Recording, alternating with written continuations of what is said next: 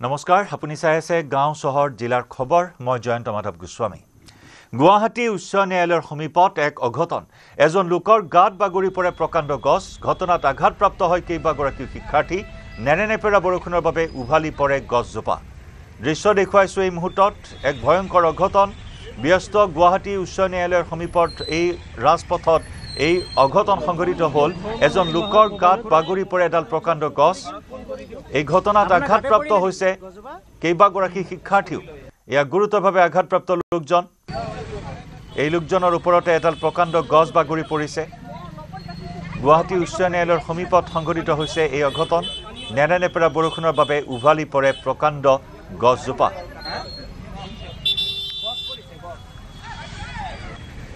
আমাৰ news 18 Assam north ইষ্টৰ জ্যেষ্ঠ সাংবাদিক মৃদুল ভূঞাৰ সৈতে আমি সংযুক্ত হৈছো অধিক খবৰ লাভ কৰিবলৈ মৃদুল এই মুহূৰ্তত আমি জানিব বিচাৰিছো ঘটনাৰ সবিশেষ খবৰ কেইবাগৰাকী শিক্ষাৰ্থীও আঘাতপ্ৰাপ্ত হোৱাৰ খবৰ আহিছে হয় জয়ন্ত কিছু সময় পূৰ্বে গুৱাহাটীৰ অতি ব্যস্ত ৰাজপথ গুৱাহাটী উচ্চ ন্যায়ালয় আৰু দীঘলীপুখুৰী পাৰৰ সেই মাজৰ ৰাস্তাটোত এডাল প্ৰকাণ্ড গছ উভালি পৰে আৰু যথেষ্ট জনবহুল ৰাস্তা বিভিন্ন যান বাহনৰ অহা যোৱা চলি আছিল আৰু এজন স্কুটাৰ আৰোহী গাত সেই গছজোপা পৰাত স্কুটাৰ আৰোহীজন বেয়াকৈ আঘাতপ্ৰাপ্ত হৈছে আৰু লগতে কেইবাগৰাকীও ছাত্ৰীও আঘাতপ্ৰাপ্ত হৈছে আৰু এই ব্যস্ত দিনৰ সময়ছোৱাত সেই গছজোপা বাগৰি পৰাৰ লগে লগে গোটেই অঞ্চলটোত এটা তীব্ৰ যান জঁটৰ সৃষ্টি হৈছে আৰু ক'ব পাৰি যে নেৰানেপেৰা বৰষুণৰ ফলত সেই পুৰণি গছজোপা বাগৰি পৰিছিল আৰু লগে লগে বিদ্যুতৰ সংযোগ অঞ্চলটোত ব্যাহত হৈছে বিদ্যুতৰ তাঁৰসমূহ ছিগি গৈছিলে আৰু এক ক'ব পাৰি যে এক আতংকময় পৰিৱেশ এটাৰ সৃষ্টি হৈছে সেই অঞ্চলটোত হয় বৰ্তমান পথছোৱা মুকলি হৈছে পথছোৱা মুকলি বৰ্তমানে হোৱা নাই কিন্তু বিভাগীয় লোকসকলক দেখা গৈছে তেওঁলোকে আহি কেনেদৰে পথটো মুকলি কৰিব পাৰি তাৰ প্ৰচেষ্টাত আছে আৰু সামান্যভাৱে ৰাস্তাটোত যান জঁটৰ কিছু সৃষ্টি হৈছে অসুবিধাৰ কিন্তু এতিয়া পথটো সম্পূৰ্ণৰূপে মুকলি হোৱা নাই মৃদুল যিগৰাকী লোক আঘাতপ্ৰাপ্ত হৈছে স্কুটি চলাই যোৱা সেই বা স্কুটি আৰোহীজনৰ ওপৰত বাগৰি পৰিল সেই লোকজনক হাস্পতালত ভৰ্তি কৰাৰ ব্যৱস্থা কৰা হৈছে নে নাই লগতে শিক্ষাৰ্থী কেইগৰাকীক স্কুটি আৰোহীগৰাকী হেনৰি কলেজৰ দিশৰ পৰা তেওঁ গৈ আছিল আৰু হঠাৎ গছজোপা বাগৰি পৰাত তেওঁ আচম্বিত হৈ পৰে তেওঁ গমেই পোৱা নাছিলে বহুত দেৰিলৈকে যে কি ঘটনা ঘটিছে কিয় তেওঁ বাগৰি পৰিল কিয় তেওঁ মানে এই অসুবিধাৰ সন্মুখীন হ'ল কিন্তু ততাতৈয়াকৈ ওচৰত থকা লোকসকলে তেওঁলোক যথেষ্ট শুশ্ৰূষা আগবঢ়ায় আৰু পুলিচক খবৰ দিয়ে আৰু পুলিচে বৰ্তমান লোকজনক শুশ্ৰূষা কৰি থকা দেখা গৈছে বৰ্তমানেও লোকজন এই কিছু সুস্থ হৈছে তেওঁক উপস্থিত লোকসকলৰ প্ৰচেষ্টাত কিছু সুস্থ হোৱা দেখা পোৱা গৈছে ধন্যবাদ জ্ঞাপন কৰিছো মৃদুল ভূঞা সবিস্তাৰে এইখিনি খবৰ আমাৰ দৰ্শকসকলক জনাইছে সমান্তৰালকৈ মহানগৰীৰ নৱগ্ৰহতো বাহনৰ ওপৰত উভালি পৰে এডাল প্ৰকাণ্ড গছ বাগৰি চূৰ্ণ বিচূৰ্ণ হৈ পৰে বিলাসী বাহনখন নৱগ্ৰহ শ্মশান চৌহদৰ সমীপত ঘটে এই অঘটন নিশা বৰষুণৰ মাজতে উভালি পৰে প্ৰকাণ্ড গছজোপা পুৱাৰ ভাগত এক্সেভিটৰৰ সহায়ত গছ কাটি উলিয়াই অনা হ'ল বাহনখন অৱশ্যে নৱগ্ৰহৰ এই ঘটনাত কোনো লোক হতাহত হোৱা নাই কিন্তু আনফালে আমি দেখুৱাইছো গুৱাহাটী উচ্চ ন্যায়ালয়ৰ সমীপত এজোপা পুৰণি গছ মুখলধাৰ বৰষুণৰ বাবে হঠাৎ বাগৰি পৰে বৰ্তমান অতি ব্যস্ত এই পথছোৱাত এই অঘটন সংঘটিত হোৱাত চৌদিশে হোৱা দোৱা লাগে স্কুটি আৰোহীজনৰ ওপৰতে প্ৰকাণ্ড গছজোপা বাগৰি পৰাত আঘাতপ্ৰাপ্ত হয় এই লোকজনক ইতিমধ্যে স্থানীয় লোকে শুশ্ৰূষা আগবঢ়াইছে বৰ্তমান কিছু সুস্থ হৈ উঠিছে লোকজন লগতে কেইবাগৰাকী ছাত্ৰীও সামান্য পৰিমাণে আঘাতপ্ৰাপ্ত হোৱাৰ খবৰ জানিব পৰা হৈছে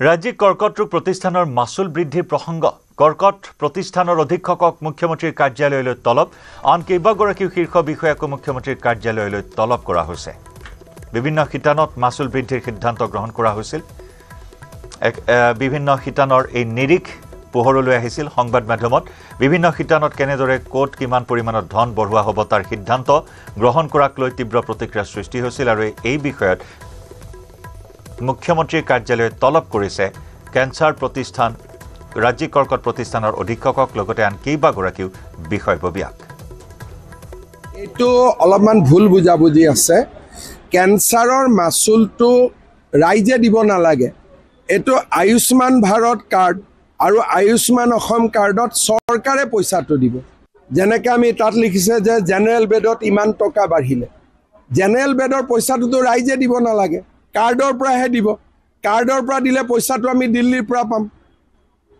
সেইকাৰণে এই কথাটো কালি মই গুৱাহাটীত আজিও কেবিনেট আছে তাৰ পিছত কম 10,000 টকা এডভান্স খোজাটো ভুল হৈছে সেইটো আজি মই উদ্ৰ কৰিব দিছোঁ কিন্তু বাকি যি চাৰ্জ আছে ৰেট আছে এইটোতো পইচাটো আমি দিল্লীৰ পৰা পাম গতিকে আমি ৰেটটো যদি অলপ বেছি কৰি দিল্লীৰ পৰা টকাটো আনি আকৌ কেন্সাৰ পেচেণ্টৰ কাৰণে খৰচ কৰিব পাৰোঁ কি বেয়া আছে এইটো বুজি নোপোৱাৰ কাৰণে এইটো প্ৰতিক্ৰিয়া হৈছে মই আজি মিটিং ৰাখিছোঁ বস্তুটো ঠিক কৰি দিম মুখ্যমন্ত্ৰীগৰাকীয়ে এই বিষয়ত প্ৰতিক্ৰিয়া প্ৰকাশ কৰিছে মাচুল বৃদ্ধি প্ৰসংগত এয়া আছিল মুখ্যমন্ত্ৰীৰ প্ৰতিক্ৰিয়া বৃদ্ধি কৰা মাচুল জনসাধাৰণে হাতৰ পৰা দিব নালাগে 10,000 টকা লোৱা আগধনৰ সিদ্ধান্ত প্ৰত্যাহাৰৰ নিৰ্দেশো দিয়াৰ কথা মুখ্যমন্ত্ৰীগৰাকীয়ে উল্লেখ কৰিলে আয়ুষ্মান কাৰ্ডৰ যোগেদি দিল্লীৰ পৰা অধিক টকা বিচাৰিব পাৰিম বুলি উল্লেখ কৰে কেবিনেটত এই বিষয়ে আলোচনা কৰি সকলো কথা স্পষ্ট কৰিব বুলি মন্তব্য কৰিলে মুখ্যমন্ত্ৰীগৰাকীয়ে ইতিমধ্যে বিভিন্ন শিতানত মাচুল বৃদ্ধি কৰা হৈছিল সেই অনুসৰি জেনেৰেল বেডৰ মাচুল 300ৰ পৰা 800 টকালৈ বৃদ্ধিৰ সিদ্ধান্ত গ্ৰহণ কৰা হয় পঞ্জীয়ন মাচুল 100 টকাৰ পৰা 360 টকালৈ বৃদ্ধি সিংগল কেবিনৰ মাচুল 3000 টকাৰ পৰা 4500 টকালৈ বৃদ্ধি শেয়াৰিং কেবিনৰ মাচুল 2000 টকাৰ পৰা 3000 টকালৈ বৃদ্ধি আইচিইউৰ মাচুল 1500 টকাৰ পৰা 4000 টকালৈ বৃদ্ধি তেজৰ পৰীক্ষা 1200 টকাৰ পৰা 2400 টকালৈ বৃদ্ধি সিটি স্ক্যান 4500ৰ পৰা 6500 টকালৈ বৃদ্ধি ৰোগী ভৰ্তি হোৱাৰ সময়ত দিব লাগিব 10,000 টকা অৱশ্যে মুখ্যমন্ত্ৰীগৰাকীয়ে এই আগধন সন্দৰ্ভত ইতিমধ্যে কৈছে সেই সিদ্ধান্ত প্ৰত্যাহাৰ কৰা হৈছে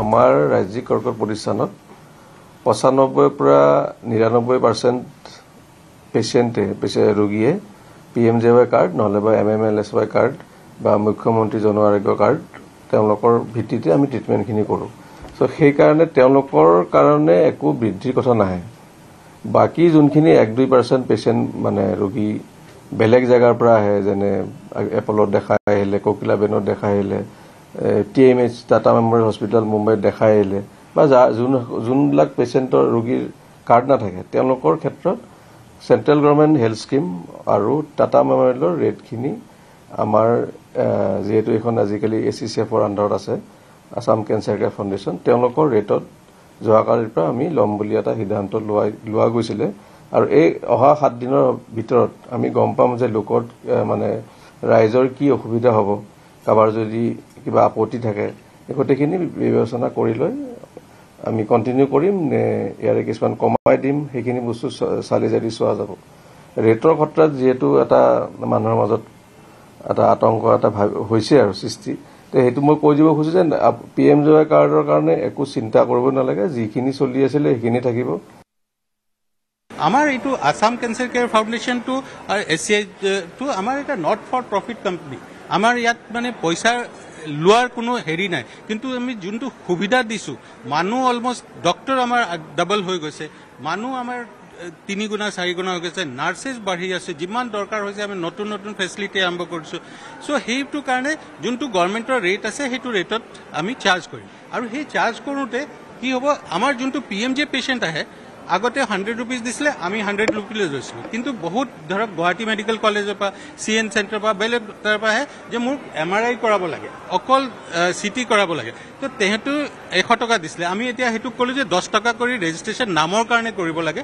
আৰু তাৰপিছত আমি হেৰি কৰি দিম ঠিক আছে তাৰপিছত সেই তেনেকে গল CGHS ৰেটছৰ যোনটো বেড চাৰ্জ আছিলে হেতু হিমানে ৰাখিছো CGHS কিন্তু হেতু আমি কমাই দিম যদি আমাৰ BPL পেশেন্টক যোনটো CGHS ৰেট বা 10% কমকে লওঁ আমি so 10% rate as it is কমাই দিছো আৰু এতিয়া আমি কথা পাতিম আৰু যদি কমাব পাৰি আৰু এটা কমাই দিম তাকে আমাৰ নিজৰ মানুহ যিমান আছে আমি ইমান পেশেন্টক দেখি আছে সব ৰৈ আছে কাৰো কোনো কমপ্লেইন নাই কিয় অলমোস্ট এদিনত আমি 50,000 to 1 lakh rupeesৰ সাপোৰ্ট কৰো এটা মানুহ আহিলে তাক PMJY কাৰ্ড যেতিয়া ডায়াগনোসিস হৈ যাব ক্যান্সাৰ তাৰ পিছত এপ্লিকেবল হ'ব সেই ডায়েগনচিছ কৰোঁতে MRI কৰিব লাগিব, CT কৰিব লাগিব, ল্যাব টেষ্ট কৰিব লাগিব, হিষ্টোপেথলজিকেল টেষ্ট, বায়োপসি কৰিব লাগিব। সেইকেইটাত বহুত খৰচ হয়, ধৰক 5,000, 10,000, 25,000, 30,000লৈকে যায়। সেই পইচাটো আমি পেচেণ্ট ছাপৰ্ট ফাণ্ড আমাৰ হেৰিয়ে পাইছোঁ, CSR ফাণ্ডৰ পৰা পাইছোঁ। তাৰ পৰা আমি মানুহক লাগোঁ, সিহঁতৰ পৰা কাগজটো বনাওঁ যে এনেকৈ কাগজটো বনাই দিয়ক, তাৰলৈকে আমি ছাপৰ্ট কৰোঁ। আৰু এই মাচুল বৃদ্ধিৰ প্ৰসংগক লৈ ইতিমধ্যে ৰোগীসকলৰ মাজত আত্মীয়ৰ মাজত তীব্ৰ প্ৰতিক্ৰিয়াৰ সৃষ্টি হৈছে। ৰাজ্যিক কৰ্কট প্ৰতিষ্ঠানৰ হঠকাৰী সিদ্ধান্তৰ পিছতে চিন্তাত ভাগি পৰিছে কৰ্কট ৰোগীসকলৰ লগতে তেওঁলোকৰ পৰিয়াল। গহপুৰৰ হাতীবন্ধিয়াত কৰ্কট ৰোগীৰ লগতে পৰিয়ালে প্ৰকাশ কৰিছে প্ৰতিক্ৰিয়া। ৰাজ্যিক কৰ্কট প্ৰতিষ্ঠানৰ হঠকাৰী সিদ্ধান্ত বৃদ্ধি পালে চিকিৎসা সেৱাৰ মাচুল আৰু তাৰ লগে লগে বিষয়টোৱে সৰ্বত্ৰে প্ৰতিক্ৰিয়াৰ সৃষ্টি কৰিছে। আৰু যিসকলৰ ঘৰত কৰ্কট ৰোগী আছে সেই কৰ্কট ৰোগীসকলৰ লগতে তেওঁলোকৰ পৰিয়ালসমূহ কিন্তু এতিয়া চিন্তিত হৈ পৰিছে। মোৰ সৈতে এগৰাকী কৰ্কট ৰোগী আছে আৰু তেওঁৰ পৰিয়াল আছে। গহপুৰ হাতীবন্ধিয়াত আছোঁ। গতিকে খবৰটো গম পাইছে ইতিমধ্যে? গম পাইছোঁ। কালি টিভিত দেখি মই নিজে মানে হতবাক হৈছোঁ। আমি এতিয়া যেনেকুৱাকৈ চিকিৎসা কৰিব লাগে তেনেকুৱাকৈ পোৱা নায়েই। তথাপিও আকৌ এতিয়া 2-3 মাহৰ অন্তৰ যিটো চিকিৎসা হৈ থাকে, যেনেকুৱা মেচিনত যিমান দামী দামী মেচিনৰ নাম কয় তেখেতসকলে, সেই তেনেকৈ ব্যয়বহুল চিকিৎসা কৰিব পৰা অৱস্থাত আমি নাই। তথাপিও মাটি ভেটি গ'ল যদিও এতিয়া ল'ৰাই হাজিৰা কৰি দিন হাজিৰা কৰি মোক চিকিৎসা কৰি আছে। যদি আগৰ পইচাতকৈও এতিয়া বঢ়াই দিয়ে তেতিয়াহ'লে আমাৰ চিকিৎসা কৰাৰ কোনো উপায়েই নাই। জেনেৰেল বেডত হয়তো আপোনালোকৰ আগতে 200 টকা আছিলে, এতিয়া হয় 1500 টকা হ'ল। হয় 1500 টকা হ'ল বুলি কালি শুনিছোঁ। শুনি নিজে চিন্তিত হৈছোঁ। গতিকে আমাৰো চিকিৎসা কৰা সুবিধা নায়েই। যি খাব লাগে সেয়া এতিয়া ঘৰত ভাতমুঠিও আমাৰ নাই। খেতি কৰা মাটিকণো আমি বেছি গৈছোঁ। গতিকে এতিয়া ল'ৰাই হাজিৰা কৰি চিকিৎসা কৰিব পাৰে নে নোৱাৰে চৰকাৰক। আগতে আপোনালোকে বেডত 200 টকাত আছিলে, এতিয়া 1500 টকা, বা পঞ্জীয়ন মাচুল 100 টকাত কৰিছিলে, এতিয়া 360 টকা, বা ছিংগুল কেবিলৰ মাচুল তেতিয়া 3000 টকা আছিলে, এতিয়া 4500, আৰু আপোনাৰ যি 2000 টকাৰ পৰা 3000লৈ বৃদ্ধি, ICU মাচুল আপোনাৰ 1500 পৰা 4000লৈ বৃদ্ধি। গতিকে আগতে আপোনালোকৰ সমস্যা হৈছিলে। সমস্যা এতিয়া অকল মোৰে বুলি নহয়, মই দেখিছোঁ তাত এইটো চিকিৎসা কৰিব নোৱাৰি বহুত মানুহ ঘূৰি আহি ঘৰত মৰিছেহি। ঘৰতে প্ৰতিপাল কৰোঁ। আৰু যদি বঢ়াই এতিয়া তেতিয়াহ'লে মানুহৰ একেবাৰে অসুবিধা হয়। আমিবিলাকো ঘৰত থাকিব লাগিব, আমিও যাব নোৱাৰোঁ তালৈ। গতিকে আপোনালোকে জানে কেঞ্চাৰ ৰোগৰ ঔষধৰ দামেই কমাব লাগে চবতকৈ। এইটো ৰোগৰ লেচু লৈ লৈ বহুত ৰোগ আহে, বহুত ৰোগ আমি প্ৰতিৰোধ কৰিব লাগে। কিমান বছৰ হ'ল আপুনি চিকিৎসা? মই এতিয়া 1.5 বছৰ হৈ গ'ল। 1.5 বছৰ হৈ গ'ল। এতিয়া হয়তো মূল্য বহুত, এতিয়া আৰু বৃদ্ধি পায়। বহুত হয় বহুত বৃদ্ধি পালে। কালি দেখি পেলাই বিচুতি খাইছোঁ। এনেকৈ হ'লে আমি কেনেকৈ চিকিৎসা কৰিম? সেইকাৰণে চৰকাৰক আমি হিমন্ত বিশ্ব শৰ্মা ছাৰক অনুৰোধ কৰিছোঁ কেঞ্চাৰ ৰোগৰ ঔষধৰ দাম কমাওক আৰু তেখেতে ব্যয়বহুল চিকিৎসাৰ পৰা যাতে তেখেতে অকণমান ৰোগীসকলক চাওক। আৰু আমি সেয়াই হেৰি কৰিছোঁ।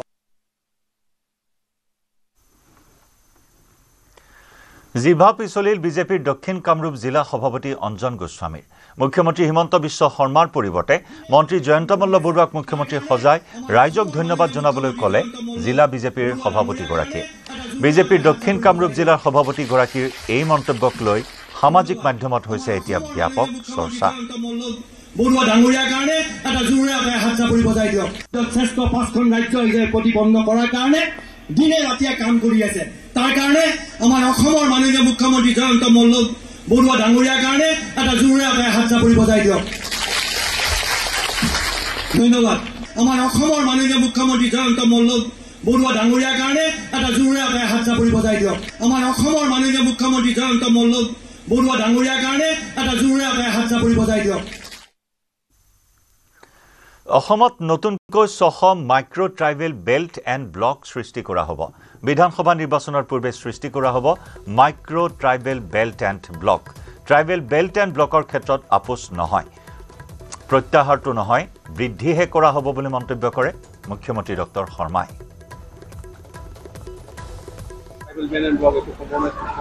পৰা ময়ো কৈছোঁ, আমাৰো কম্প্ৰমাইজ কৰিবতো দৰকাৰ নাই। এইটো দীপেন বড়োৰ লগত মই একমত। আমিতো আজি বিজেপি চৰকাৰ থকা কিমান দিন হৈ গ'ল? আজিতো 10 বছৰ হ'ল। আমি ক'তোতো tribal belt and block compromise কৰা নাই। উল্টাই অসমত 600 গাঁৱত নতুনকৈ tribal belt and block, micro' tribal belt and block বনোৱাৰ প্ৰস্তাৱহে আমাৰ তাত আছে।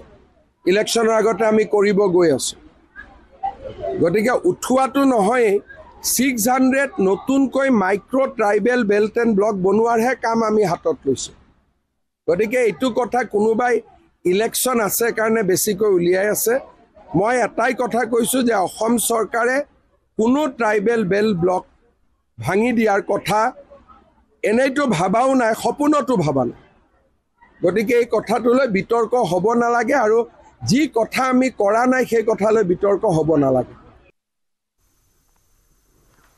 কাইলৈ মুকলি হ'ব নলবাৰীৰ বৰকুৰাৰ নৱনিৰ্মিত ৰেলৱে ক্ৰছিঙৰ উৰণ সেতু ৰাষ্ট্ৰীয় ঘাইপথ সংযোগী বৰকুৰাৰ ৰেলৱে ক্ৰছিঙৰ ওপৰত নিৰ্মাণ কৰা হৈছে দলংখন মুখ্যমন্ত্ৰী হিমন্ত বিশ্ব শৰ্মাই ৰাজ্যৰ বাবে মুকলি কৰিব দলংখন প্ৰায় 70 কোটি টকাৰে নিৰ্মাণ কৰা হৈছে দলংখন আনহাতে কাইলৈ নলবাৰী জিলা দিৱসৰ কাৰ্যসূচীত উপস্থিত থাকিব মুখ্যমন্ত্ৰী দলংখন মুকলিৰ পিছতে হ্ৰাস পাব যানজঁট দলংখন মুকলিক লৈ উৎফুল্লিত হৈ আছে নলবাৰীবাসী কুমাৰ ভাস্কৰ বৰ্মাৰ নামাকৰণেৰে কৰা হৈছে উৰণ সেতুখন নলবাৰীবাসীৰ বাবে এক সুখবৰ কাইলৈ মুকলি কৰা হ'ব নলবাৰীৰ বৰকুৰাত যি নিৰ্মাণ কৰা ফ্লাইঅভাৰ আৰু যেহেতু কাইলৈ মুখ্যমন্ত্ৰী ডক্টৰ হিমন্ত বিশ্ব শৰ্মাই নলবাৰীলৈ কেইবাটাও কাৰ্যসূচী লৈ আহিব আৰু জিলা দিৱসৰ কাৰ্যসূচীত অংশগ্ৰহণ কৰিব ৰাজ্যৰ মুখ্যমন্ত্ৰী ডক্টৰ হিমন্ত বিশ্ব শৰ্মাই তাৰ লগে লগে আচলতে নলবাৰীত কেইবাটাও প্ৰকল্পৰ শিলান্যাসকে ধৰি আধাৰশিলা কৰিব অন্যহাতে উন্নতম কাৰ্যসূচী থাকিব নলবাৰীৰ যি বৰকুৰাৰ আচলতে ৰেলৱে ক্ৰছিঙৰ ওপৰত নিৰ্মাণ কৰা এই ফ্লাইঅভাৰখন প্ৰায় 70 কোটি টকাৰে নিৰ্মাণ কৰা এই ফ্লাইঅভাৰখন কাইলৈ মুকলি কৰিব নলবাৰীবাসী ৰাইজৰ বাবে আৰু নিশ্চিতভাৱে উল্লেখ কৰিব লাগিব যে নলবাৰীৰ দ্বিতীয়খন উৰণ সেতু হৈছে এইখন আৰু দীৰ্ঘদিনে ধৰি এই যি আচলতে এই দলংখন নিৰ্মাণৰত অৱস্থাত আছিল কিন্তু কাইলৈ জিলা দিৱসৰ দিনটোতে নলবাৰীবাসীৰ বাবে এক সুখবৰ কাৰণ মুখ্যমন্ত্ৰীগৰাকীয়ে দলংখন ৰাইজৰ বাবে মুকলি কৰিব আৰু যাৰ বাবে আচলতে নলবাৰীবাসীৰ মাজত এক উৎফুল্লিত হৈ থকা দেখিবলৈ পোৱা গৈছে নলবাৰী জিলা পৰিষদৰ পূৰ্বৰ সভাপতিগৰাকী আমাৰ সৈতে উপস্থিত আছে আমি তেখেতৰ সৈতে পোনে পোনে কথা পাতিবলৈ চেষ্টা কৰিম যিহেতু কাইলৈৰ পৰা আচলতে এক যানজঁটৰ লগতে নলবাৰীবাসীৰ বাবে সুখবৰ কাৰণ দীৰ্ঘদিনীয়া অপেক্ষাৰ অন্তত এই দলংখন কালি মুকলি কৰা হ'ব আপোনাৰ ওচৰলৈ পোনে পোনে আহিছোঁ সকলোৰে প্ৰতীক্ষাৰ অন্ত পৰিব কাইলৈৰ পৰা মুকলি কৰা হ'ব বৰকুৰাৰ এই উৰণ সেতুখন কি ক'ব আমি নলবাৰীবাসী ৰাইজ সঁচাকৈ ধন্য হৈছোঁ যে বহু প্ৰতীক্ষিত এখন ৰেলৱে অভাৰব্ৰিজ যিখন অভাৰব্ৰিজৰ জৰিয়তে আমি নলবাৰীয়ে আৰু এটা নতুন মানে বিভিন্ন ক্ষেত্ৰত আমি উন্নয়নৰ দিশত আগবাঢ়ি যোৱাৰ এক পথ সুচল হৈছে আৰু মাননীয় অসমৰ মুখ্যমন্ত্ৰী ডক্টৰ হিমন্ত বিশ্ব শৰ্মাদেৱৰ নেতৃত্বত সমগ্ৰ অসমৰ লগতে নলবাৰীও সমানে সমানে উন্নয়নৰ ক্ষেত্ৰত যথেষ্টখিনি আগভাগ লৈছে আৰু উন্নয়ন হৈছে এই ক্ষেত্ৰত আমি মাননীয় মুখ্যমন্ত্ৰী মহোদয়ক আন্তৰিক ধন্যবাদ আৰু কৃতজ্ঞতা জ্ঞাপন কৰিছোঁ লগতে আমাৰ নলবাৰী সদৰ সমষ্টিৰ যিখন ঠাইত এই অভাৰব্ৰিজখন হৈছে এইটো আমাৰ নলবাৰী সদৰ সমষ্টিৰ অন্তৰ্ভুক্ত হয় আৰু নলবাৰী চহৰৰ গাতে লাগি থকা বৰকুৰাস্থিত এই অভাৰব্ৰিজখনে নলবাৰী জিলাখনলৈ এক নতুন পৰিৱৰ্তন আনিব আৰু বৰপেটা বঙাইগাঁও ধুবুৰী নামনি অসমৰ পৰা যিটো আমাৰ যাতায়াত ব্যৱস্থা সেই যাতায়াত ব্যৱস্থা নলবাৰী চহৰলৈ সুচল কৰিব ধন্যবাদ জনাইছোঁ আৰু নিশ্চিতভাৱে উল্লেখ কৰিব লাগিব আৰু কাইলৈ যিটো জিলা দিৱসৰ দিনটোতে আচলতে ৰাজ্যৰ মুখ্যমন্ত্ৰীগৰাকী আহিব আৰু কেইবাটাও ইতিমধ্যে মই উল্লেখ কৰিছোঁ কেইবাটাও আচলতে প্ৰকল্পৰ আধাৰশিলা কৰিব শিলান্যাস কৰিব অন্যহাতে এই যি উৰণীয়া সেতুখন আচলতে কুমাৰ ভাস্কৰ বৰ্মাৰ নামেৰে এই উৰণীয়া সেতুখনৰ নামকৰণ কৰা হৈছে আৰু এই উৰণ সেতুখন কাইলৈৰ পৰা আচলতে নলবাৰীবাসী ৰাইজৰ বাবে মুকলি কৰিব আৰু যাৰ বাবে আচলতে এই উৰণ সেতুখন মুকলি কৰাৰ লগে লগে নামনি অসমলৈ যোৱা আচলতে লগতে নলবাৰীলৈ অহা প্ৰতিগৰাকী লোকৰ বাবে যাতায়াতৰ ক্ষেত্ৰত বিভিন্ন ধৰণে সহায়ক হ'ব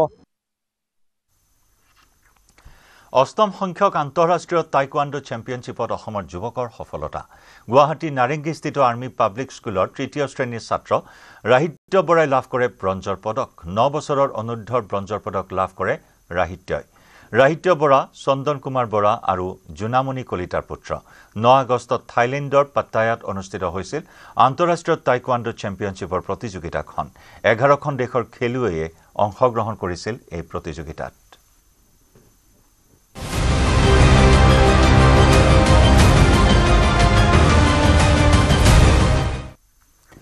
ভয়াবহ বানৰ কবলত বৰছলাৰ তৰাজান বঙালী অঞ্চল গড়জুলি নৈৰ বাঢ়নী পানীয়ে প্লাবিত কৰিলে বিস্তীৰ্ণ অঞ্চল মুখলধাৰ বৰষুণৰ পিছতে ৰাজ্যৰ ভিন্ন প্ৰান্তত শাওনৰ শেষৰ এই বানে ভয়ংকৰ ৰূপ ধাৰণ কৰিছে শোণিতপুৰ জিলাৰ বৰছলা সমষ্টিৰ তৰাজান বঙালী অঞ্চলত গড়জুলি নৈয়ে ভয়াবহ ৰূপ ধাৰণ কৰিছে গড়জুলি নৈৰ বাঢ়নী পানীয়ে বিস্তীৰ্ণ এলেকা প্লাবিত কৰিছে বহু পৰিয়ালৰ ঘৰ দুৱাৰ বাঢ়নী পানীৰ তলত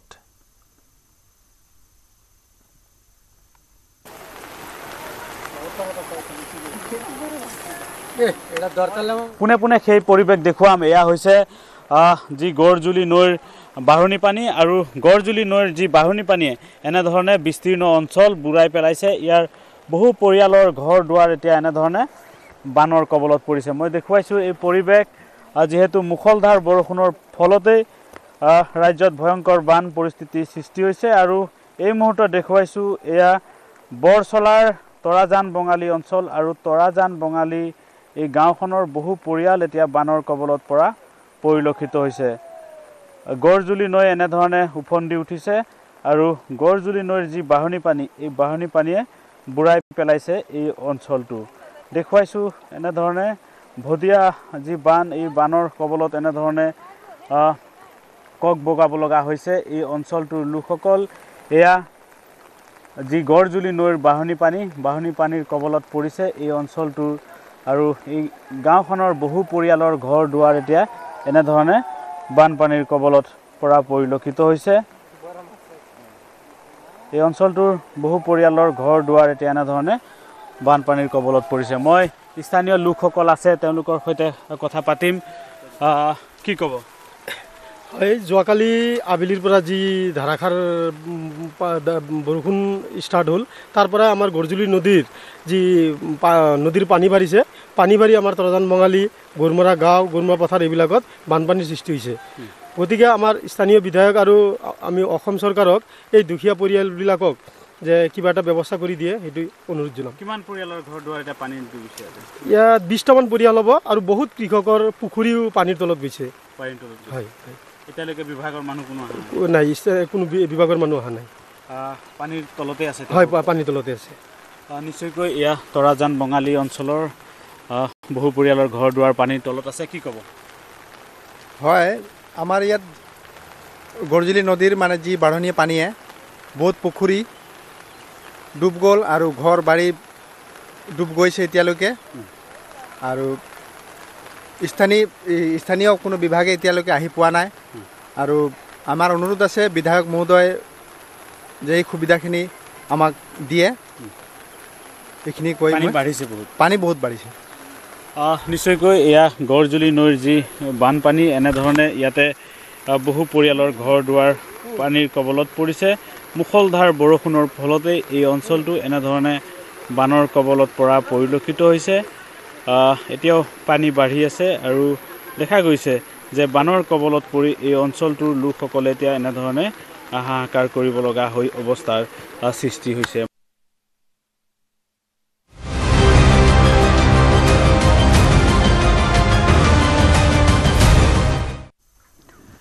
ৰাজ্যৰ আন প্ৰান্তৰ লগতে গহপুৰৰ ভোলাগুৰিতো বানৰ তাণ্ডৱ। নেৰেনেপেৰা বৰষুণৰ ফলত বালিজান নৈৰ মথাউৰিৰ ওপৰেৰে বাগৰিছে পানী। বহু পৰিয়ালৰ বাসগৃহত সোমাইছে পানী।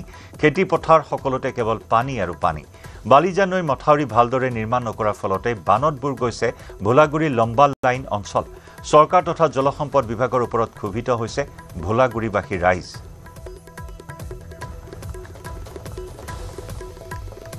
এয়া শাওণমহীয়া বানৰ তাণ্ডৱ। শাওণ মাহৰ শেষত ৰাজ্যৰ ঠায়ে ঠায়ে বানে এক প্ৰকাৰ সংহাৰী ৰূপ ধাৰণ কৰা পৰিলক্ষিত হৈছে। কি ঢেকিয়াজুলি,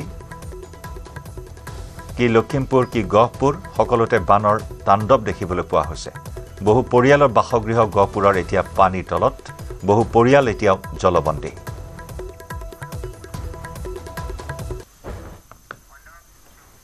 ইয়াৰ আগতে সময় হ'ল গাঁও চহৰ জিলাৰ খবৰৰ পৰা বিদায় লোৱাৰ।